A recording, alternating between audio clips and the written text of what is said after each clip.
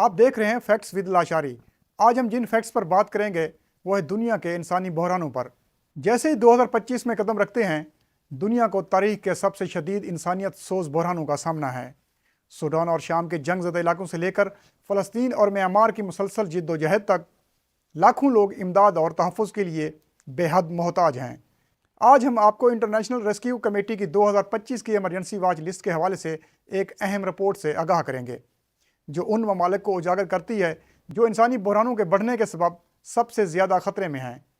اس programme میں ہم دنیا بھر میں جاری بحرانوں کا جائزہ لیں گے اور ان عالمی ایمرجنسیز کے حل کے لیے ضروری اقدامات پر بھی بات کریں گے۔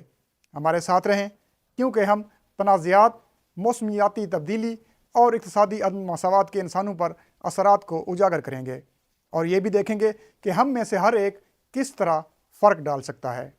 IRC ایمرجنسی واچ لسٹ 2025 کے مطابق سوڈان، مقبوضہ فلسطینی علاقے اور میانمار انسانی بحرانوں کی درجہ بندی میں 10 میں سے پہلے 5 میں سر فہرست ہیں۔ بین الاقوامی ریسکیو کمیٹی RIC نے اپنی سالانہ ایمرجنسی واچ لسٹ میں 2025 جاری کی ہے، جس میں ان 20 ممالک کو اجاگر کیا گیا ہے جو 2025 میں بڑھتے ہوئے انسانی بحران کا سامنا کرنے کے سب سے زیادہ امکانات رکھتے ہیں۔ اس لسٹ میں پہلے 5 بحرانوں سوڈان، مقبوضہ فلسطینی علاقے، میانمار، شام اور جنوبی سوڈان ہیں۔ عالمی سطح پر 305 ملین افراد کو انسانی امداد کی ضرورت ہے۔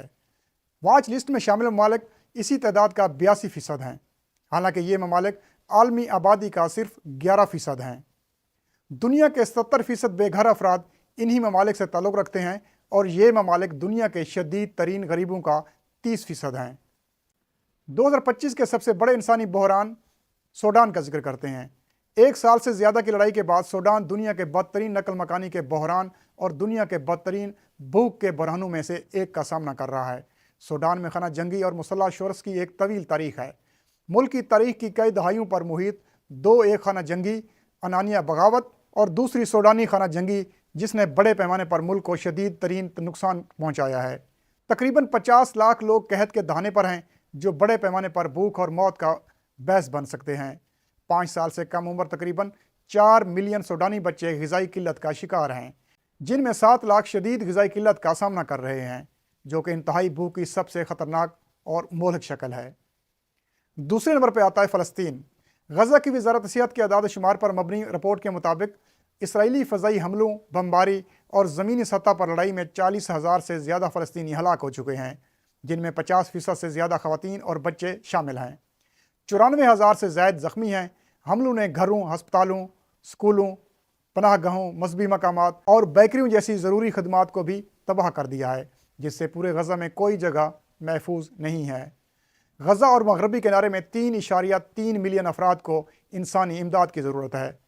غزہ میں 20 لاکھ سے زیادہ فلسطینی، جن میں سے نصف بچے، مناسب پانی، خوراک اور طبی دیکھ بھال کے بغیر زندگی گزار رہے ہیں۔ 1.9 ملین فلسطینی موجود آبادی کا 80% سے زیادہ بے گھر ہو چکے ہیں۔ وہاں ہر شخص کو انسانی امداد کی ضرورت ہے۔ تیسرے نمبر پہ آتا ہے میانمار۔ میانمار یعنی برما جنوبی مشرقی ایشیا میں واقع ہے۔ حکومتی افواج اور غیر ریاستی مسلح گروہوں کے درمیان کئی دہائیوں سے تنازعات برداشت کر رہا ہے، جو بنیادی طور پر نسلی بنیادوں پر منظم ہیں۔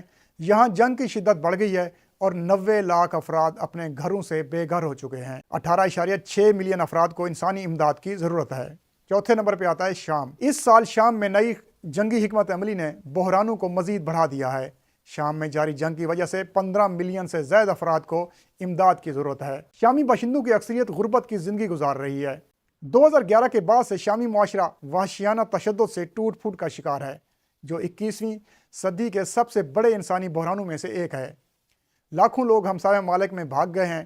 دشمنی کے عروج پر بہت سے شامیوں نے یورپ میں حفاظت اور مواقع کی تلاش میں اپنی جانیں خطرے میں ڈالنے کا انتخاب کیا۔